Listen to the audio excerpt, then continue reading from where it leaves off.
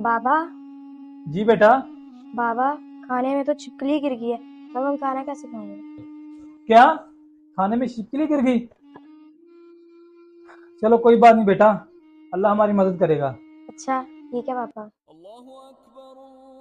बेटा, असर की अजान हो रही है, मैं भी नमाज पढ़ लेता हूँ, तुम भी नमाज पढ़ लो, ठीक है?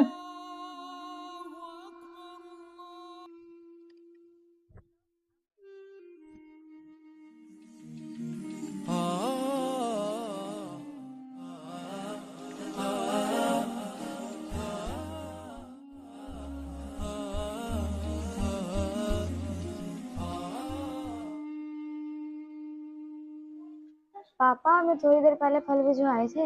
नहीं बेटा। पापा, अभी थोड़ी देर पहले।